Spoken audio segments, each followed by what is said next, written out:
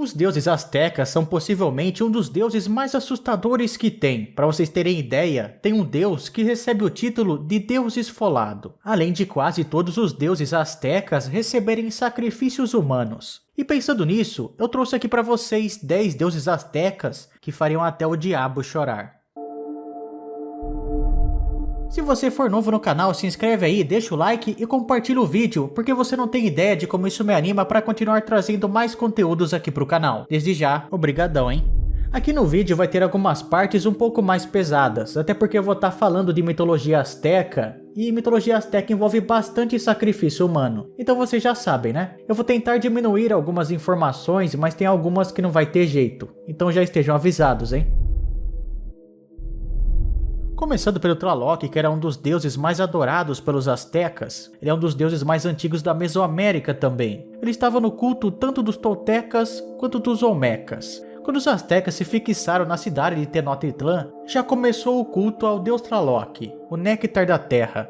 Ele era tão importante e adorado pelo povo que o templo dele, que era chamado de Teocalli, ficava lado a lado com um deus que era o mais importante do estado asteca, o Huitzilopochtli, o deus do sol. Tlaloc habitava o oitavo céu. Apesar disso, ele podia andar livremente por todo o universo, indo até mesmo para o submundo. Inclusive, ele tinha um submundo que era exclusivo dele, o Tlalocan, onde nunca parava de chover. E para lembrar vocês, caso você tenha interesse em deuses maias e incas também, eu tenho um vídeo dos dois aqui no canal, vai estar no card e na descrição para você. E Tlalocan tinha uma árvore gigantesca que dava frutos para alimentar as crianças mortas. Por ele ser um deus da chuva, ele também tinha poderes sobre a colheita, e essas chuvas eram guardadas em jarros gigantescos.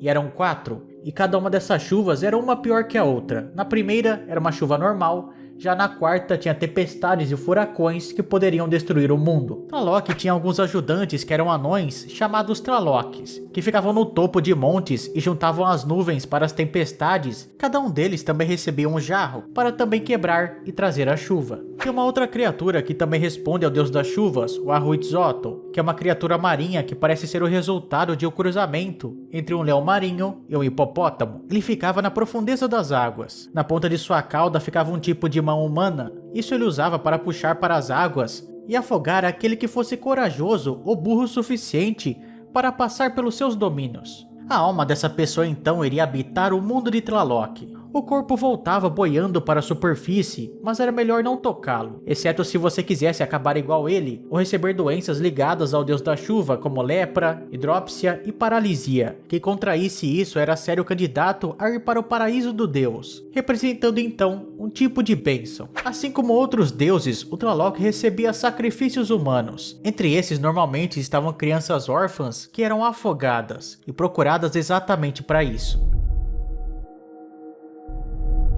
Tezcatlipoca é outro dos mais poderosos e importantes deuses astecas. Os seus domínios normalmente eram o norte, e assim como os outros deuses, ele também recebia sacrifícios humanos. Era tão poderoso que dizem que assim que ele nasceu, ele já destruiu estrelas. O seu nome significa espelho fumegante. Ele é o deus asteca da noite e das feitiçarias. Ele também tinha relações com a guerra, sendo responsável por exércitos e os jovens guerreiros. Como ele tem uma parte do céu como seu domínio, ele também poderia controlar os ventos, a adivinhação, a realeza, a morte, o frio e a terra. Ele também poderia ser chamado de Tezcatlipoca Negro do Norte. Já o seu irmão e rival, Quetzalcoatl, era chamado também de Tezcatlipoca Branco. Como ele era oposto a Quetzal, Tezcatlipoca era um deus que podia ser vingativo e punia qualquer coisa que ele visse ou achasse ruim na terra. Por isso, os governantes astecas eram considerados os representantes dele entre o povo. Durante a época de escolha dos governantes, eles usavam a imagem do deus e faziam vários rituais para confirmar o seu direito de governar. Ele também assumia a forma de um jaguar e parecia ter um tipo de onipresença. Segundo contam, ele tinha um espelho de obsidiana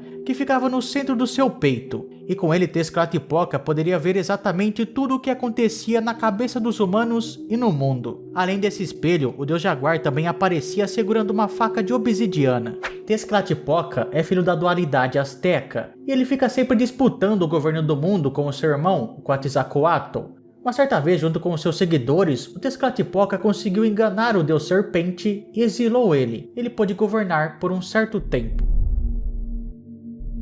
Quatlicu, que traduzindo seria mais ou menos aquela com saias de serpentes, Podia ser chamada também de Tonantzin, que seria a nossa mãe, ou Cihuacoatl, que significa mulher serpente. Quando ela aparece com um par do seu lado, normalmente é o seu marido, o Mixcoatl, que personifica a Via Láctea e também é o deus da caça. Ela seria uma deusa da agricultura, da guerra, dos partos e do governo. Seus vários títulos eram a deusa mãe da terra que dá luz a todas as coisas celestiais, deusa do fogo e fertilidade, deusa da vida, da morte e renascimento, e a mãe das estrelas do sul. Na questão de aparência, a Coatlicue é uma deusa bastante horrenda. Isso se ela não for a mais horrenda de todo o panteão asteca. Os seios dela eram flácidos de tanto que ela amamentava. Ela usava uma saia de serpentes, tinha um colar feito de corações, mãos e crânios das pessoas que eram sacrificadas para ela. A cabeça dela eram 2 serpentes e as caudas saíam pelos seus braços. A sua principal função era de ser uma sacerdotisa que protegia um santuário que ficava no topo de uma montanha chamada Coatepec. Um certo dia, enquanto ela limpava o local, uma bola de energia desceu até ela e a engravidou. Coatlicue era cultuada durante o festival de primavera de Tozozontli, na época das chuvas, e também no festival de outono durante a caça, no Quechole. Nesse festival, uma mulher era escolhida para representar Coatlicue, e então ela era sacrificada. Existia também uma estátua colossal da deusa que era feita de basalto e era encontrada em Tenochtitlan. Entretanto, hoje em dia ela pode ser encontrada no Museu Nacional de Antropologia do México.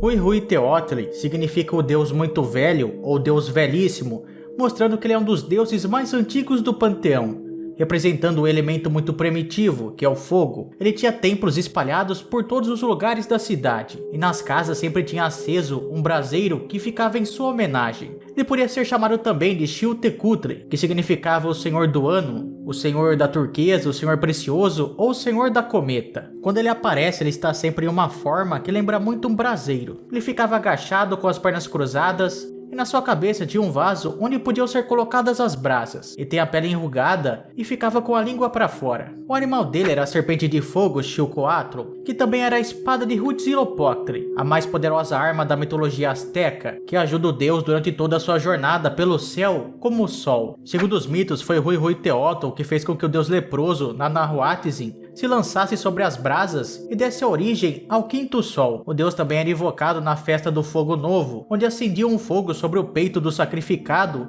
que normalmente era um guerreiro ou um escravo, e dava início ao novo ciclo de 52 anos, o século asteca, sendo também, é claro, muito lembrado no dia a dia por causa das fogueiras e outros usos diários do fogo.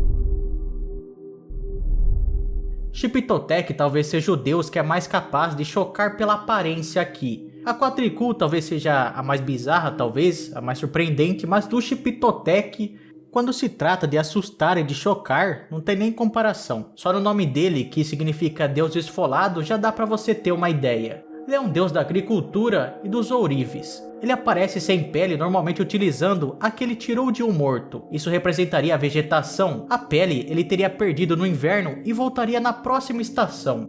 Outras versões ligam o deus ao milho. Nessa versão, ele encarna a figura da espiga. Para alimentar os humanos, o deus precisa retirar a pele, que são as cascas, e assim descobrir os grãos. Mas isso tem um preço. Como agradecimento, os homens deveriam fazer o mesmo e colocar a sua pele sobre a estátua de Xipitotec. Tinha um festival para o Xipitotec que, o nome eu acho que já dá para você entender exatamente o que acontecia, que se chamava a Festa da Esfoladura dos Homens. Que, de uma maneira mais tranquila de falar, digamos que o sacerdote tirava a pele do sacrifício, pintava ela de amarelo e vestia ela, e saía desfilando com essa pele pela cidade, e tinha até algumas pessoas que tentavam pegar um pedaço dela para ficar ostentando que eles tinham um pedaço do deus. Esse desfile acontecia até que a pele se desmanchava de tão podre que estava. Existia também o sacrifício gladiatório, onde um guerreiro aprisionado era amarrado pelo pé com uma correia no centro de uma pedra circular, que ficava em uma plataforma elevada, usando armas que tinham penas no lugar de lâminas, e enfrentava os cavaleiros águia e os cavaleiros jaguar. Às vezes, quando o guerreiro vencia, sei lá como, ele podia se tornar um escravo, mas muitos preferiam morrer ali na pedra e virar um guerreiro celestial. Existia também o Festival do Flechamento, onde tinha um guerreiro que virava um alvo humano sendo amarrado em uma árvore. Xipitotec também é um dos deuses que teria participado da criação do mundo. Existe um conto que diz que durante a criação, Tezcatlipoca e Quetzalcoatl pescaram das águas um monstro, que tinha a forma de um crocodilo gigante, chamado Cipactli. Mas esse crocodilo nas crônicas, na realidade, era a deusa Tlaloutecutli. Essa pescaria acabou custando a perna do espelho fumegante, e quase que custou a vida dos dois deuses, se eles não tivessem se transformado em serpentes gigantes e acabado com a resistência do monstro. Foi uma baita de uma luta que tremeu todo o universo. Enquanto os dois irmãos puxavam o corpo da deusa, um para cada lado, os gritos dela ecoavam para todo lugar, até que finalmente ele partiu em dois, dando início naquilo que conhecemos como o céu e a terra. Como vingança, a deusa começou a exigir sacrifícios de sangue e de corações para continuar dando frutos de suas terras. A aparência de Cipactli normalmente é de um ser do submundo, tendo o corpo coberto por insetos como aranhas e escorpiões. Quetzalcoatl possivelmente era o deus mais importante do panteão azteca, e de todos os mesoamericanos na verdade. Tem por exemplo o Kukulcán do panteão maia, que também tinha a forma muito parecida com a de Quetzal, uma serpente emplumada. Um dos povos que cultuava muito o Quetzalcoatl era o de Teotihuacan. Eles enxergavam o deus serpente como um deus da terra e da água, muito semelhante ao Tlaloc. Mas quando os toltecas assumiram o poder, ocorreram várias mudanças. Quetzalcoatl passou a representar a estrela da manhã e da noite, já que os sacrifícios humanos que faziam muito parte dessa cultura tinham relações com os astros. Assim como seu irmão Tezcatlipoca, Quetzal era filho de Ometeotl e ajudou na criação do mundo. Existem várias versões sobre essa história. Alguns contam que, como Tezcatlipoca e Quetzal estavam sempre lutando, eles destroem e constroem o mundo várias vezes. Já outras que, como eu contei anteriormente, o mundo foi criado na luta contra Cipactli. E uma terceira versão ainda que eles construíram o mundo enganando o deus do submundo, que é o Mecantecutli. Alguns dizem que Quetzalcoatl foi o primeiro governante dos aztecas, talvez por causa da confusão com o nome do governante, que tinha inclusive Quetzalco no nome. Essa é a esposa de Mictlantecutli, é a senhora do inframundo. Tanto em aparência quanto em cargo, ela é muito parecida com o seu marido. Ela é a governante de Mictlan, o local para onde vão os mortos de segunda classe, digamos assim. Aqueles que não morreram em sacrifício para os deuses, não morreram na hora do parto e etc. Muitas vezes ela pode ser representada também meio que devorando um homem. Ela também é uma deusa da terra e da fertilidade, já que quando alguém é enterrado serve de comida para a terra e fertiliza o solo. Ele aparece sempre todo azul, tendo a perna esquerda de colibri e sempre portando a sua espada, Xiuhcoatl, que inclusive está no meu vídeo das armas mais poderosas e apelonas de todas as mitologias. Dá uma olhada lá depois, vai estar no card e na descrição.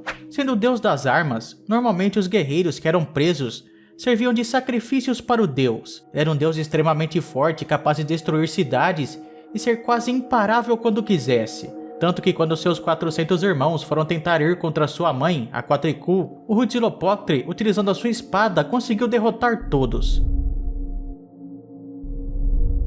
Claro que não poderia deixar de falar do macabro deus da morte azteca, Mictlantecutli, o senhor da terra dos mortos. Era o deus da morte e temido por toda a Mesoamérica. Ele governava Mictlan junto com a sua esposa, a Mictecacihuatl. Os dois ficavam em sua casa, que tinham várias janelas, e ficavam vigiando as almas que chegavam para eles. A representação dele era muito bizarra, aparecendo normalmente como um esqueleto coberto de sangue, ou como um homem vestindo um crânio com dentes afiados. Em seu braço também podia ter uma coruja. Em uma das histórias da criação do mundo, Quetzalcoatl precisa de ossos humanos para a criação do mundo.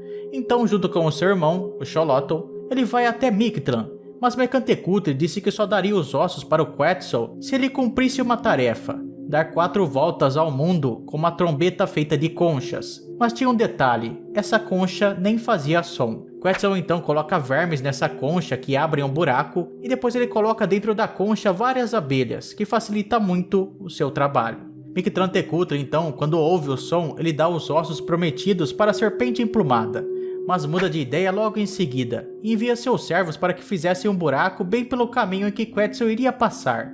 E quando ele passa, ele cai e morre. Porém, eventualmente ele revive e consegue cumprir a sua missão de criar o mundo. Se você assistiu o vídeo até aqui, por favor, deixa o like aí para mostrar que você gostou e também se inscreve aí para não perder nenhum vídeo, beleza? Valeu, falou, tchau.